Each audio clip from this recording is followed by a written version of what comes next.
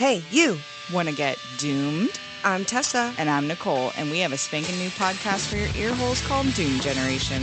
Listen in as two foul-mouthed biddies have an always casual, often comedic... What? I think we're funny. ...and sometimes chaotic conversation about the things that doomed us to be who we are today. Take a trip with us down nostalgia lane, and we'll try not to veer off the road. Available on Spotify and Apple Podcasts. Follow us on Instagram and Facebook at Doom Generation Pod, and on Twitter at DoomGen Pod. Later, Doomers!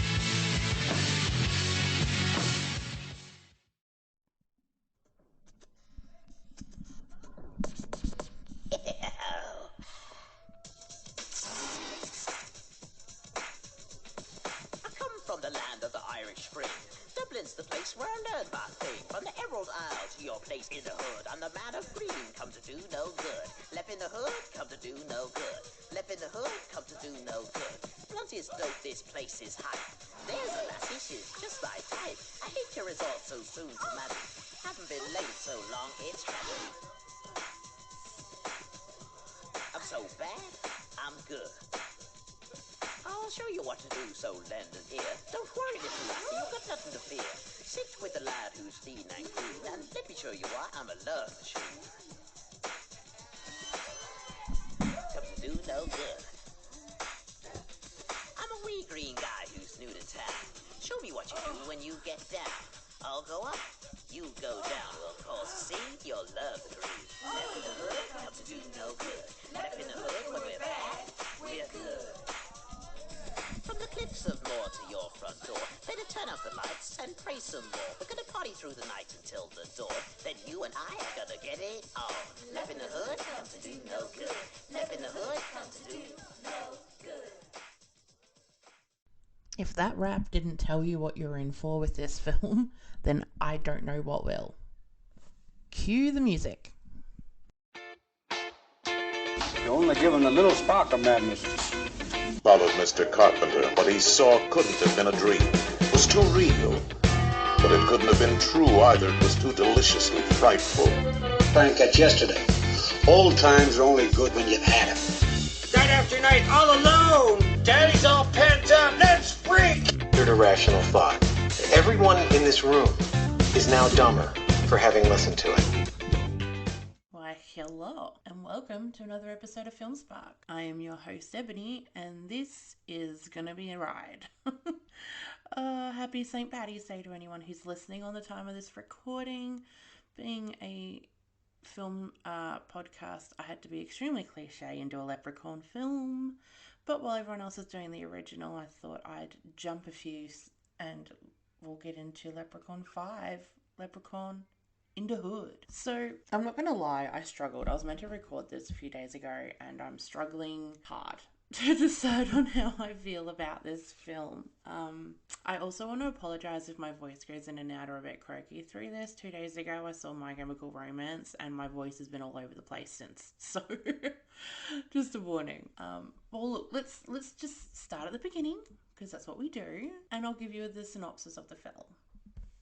So, when aspiring hip-hop performers Butch, Postmaster P and Stray Bullet cross record producer Mac Daddy, their grudge against him leads to their own peril. After they break into Mac Daddy's home and swipe an ancient medallion from a grotesque statue, the evil leprechaun is freed from his magical prison. Soon the sinister little man is on the trail of Butch, Postmaster P and Stray Bullet, along with Mac Daddy himself. There is so much wrong with this film. So much wrong with this film. I don't even know where to start. I mean, the music alone. So, Mac Daddy is played by Ice-T. So, if that doesn't give you some sort of indication as to what this film is, I don't know what will. Because that rap at the start that I played you guys is actually the closing rap. So, there is more music before that.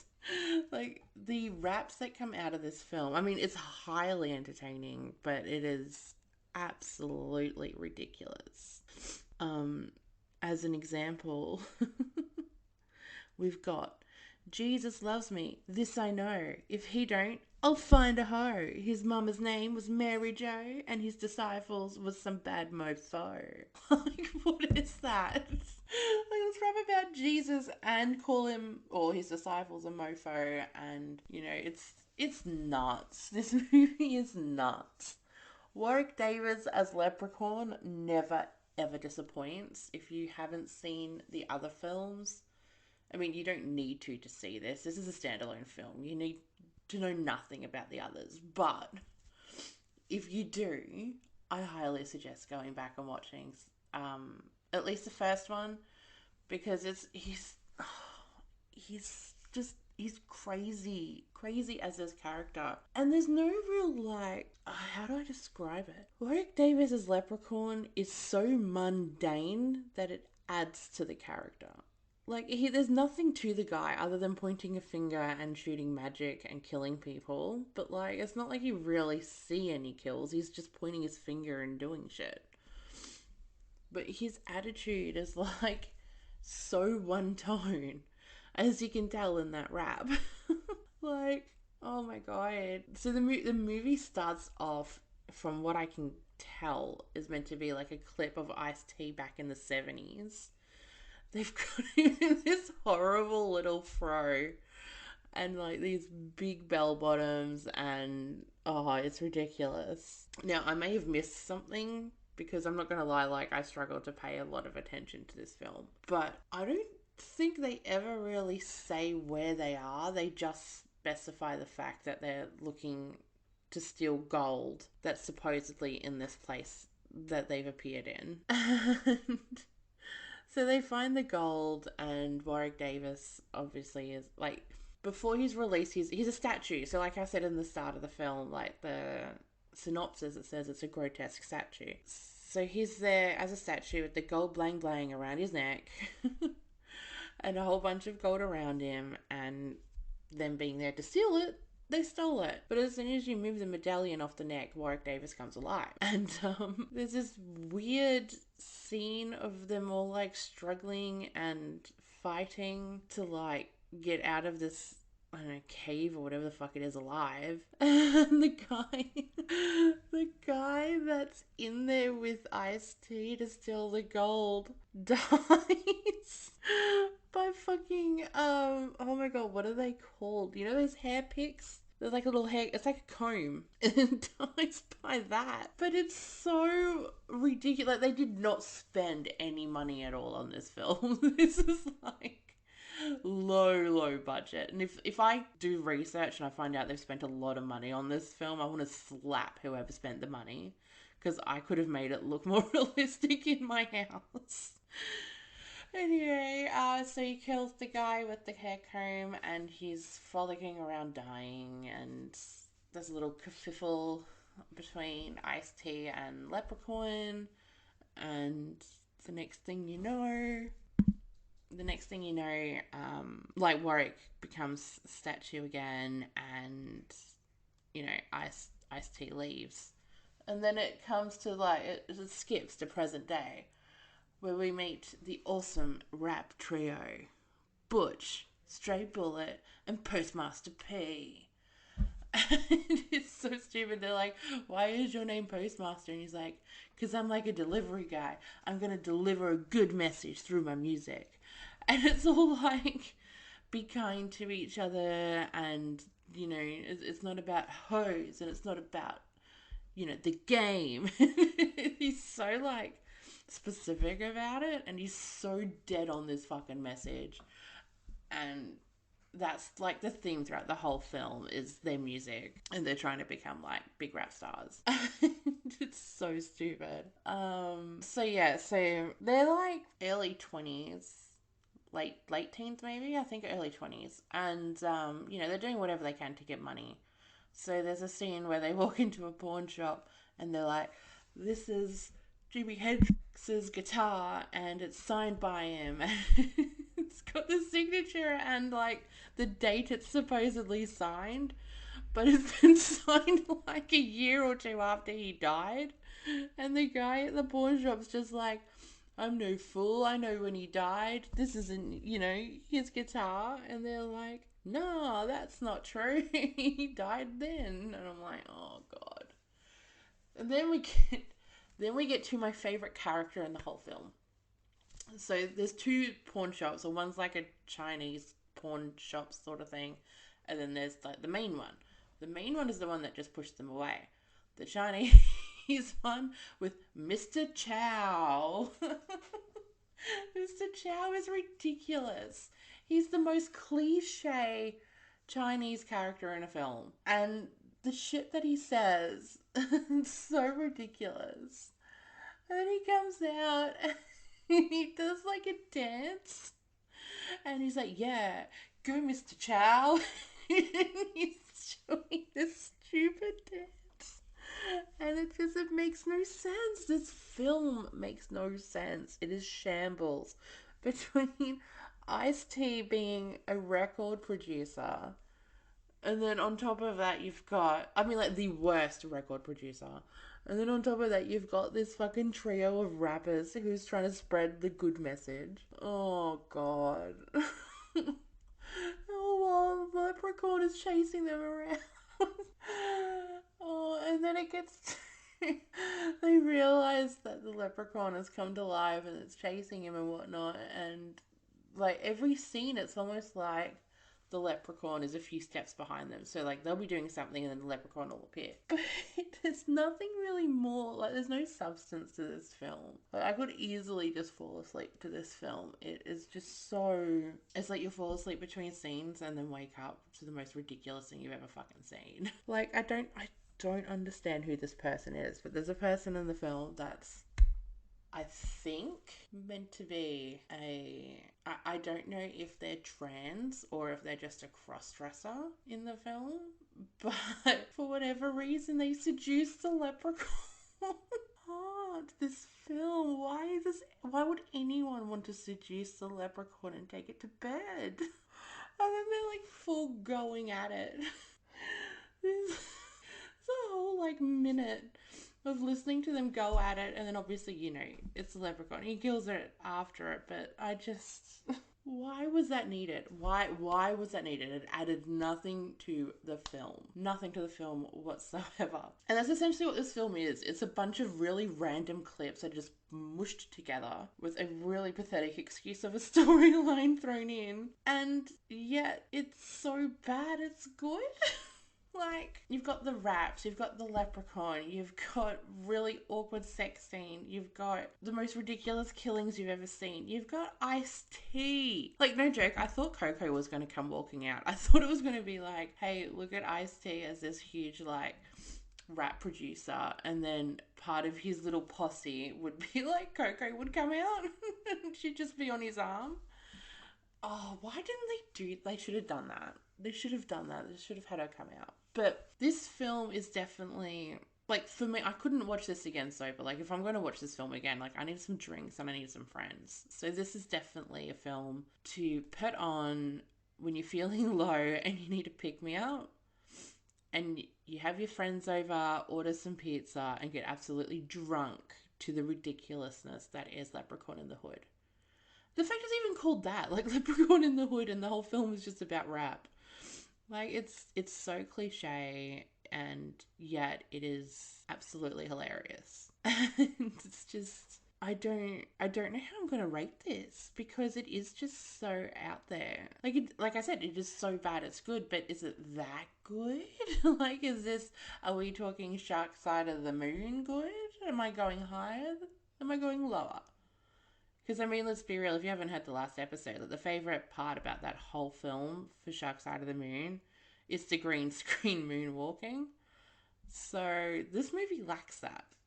And I feel like every movie should have green screen moonwalking, where no one knows what they're doing, because it adds so much to the film. So, if Leprechaun in the Hood had that, I could probably rate it a bit higher. But it doesn't. But it does have the Jesus rap. But then it also has really weird sex scene. But then it also has that amazing rap at the end of the film that you heard at the start of this episode. It's like, is there more pros? Is there more cons? Like, it's very reminiscent of the time that it came out. Like, in March, the year 2000. This has 2000 written all over it. The type of rap, the type of acting, the scenery, Ice-T. Ice-T, like, come on. And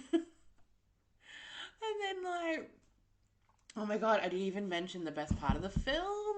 Oh, I'm such a bad person. The best part of the entire film is when Ice-T realizes that the leprechaun is back. And he smokes and he lights up a joint. And then the leprechaun has it. The next thing you know, the leprechaun is high. Why? Why? And then you never see him do it again after that. Like, it absolutely adds nothing to the film other than, 30 seconds of him lighting it up. Oh, Jesus. And then he walks out. So they're in like a club and they're in the bathroom. So they're smoking. And then he walks out and then he hears rap music for the first time. And then apparently he's all of a sudden into rap and he's a rapper himself. Like, why? We have a rapping leprechaun. We have these 3 idiots that don't know how to rap at all.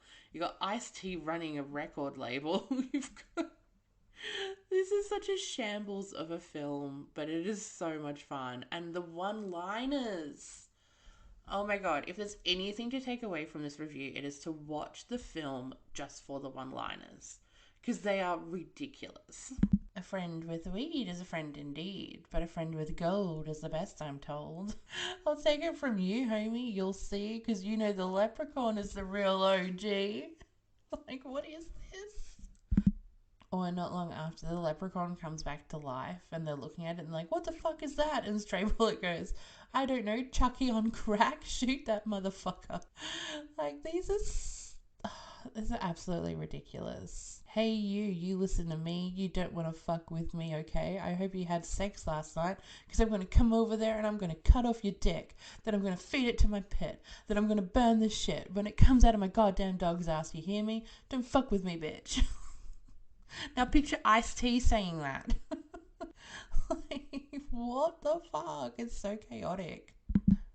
Return my gold, you dirty hoods. You'll get more loot than Tiger Woods.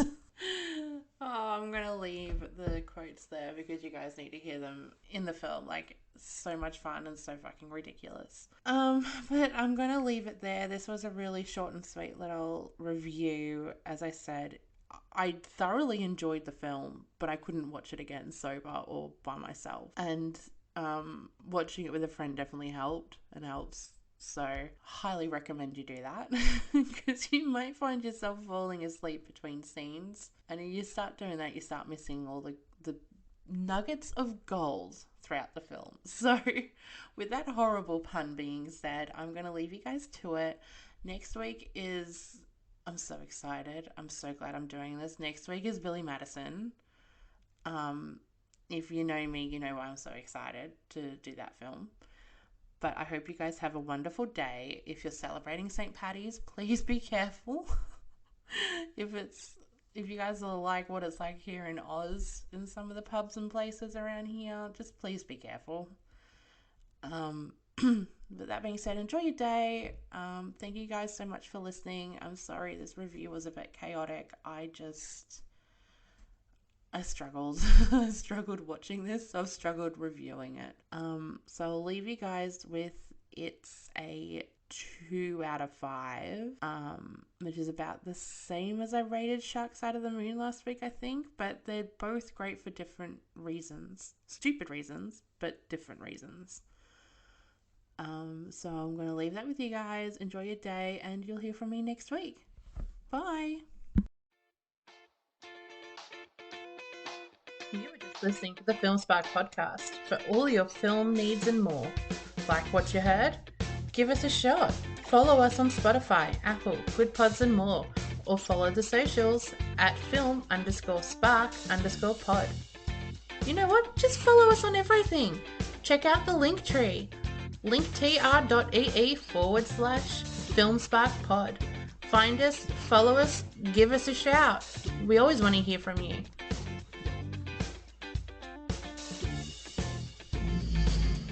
You still here? It's over. Go home.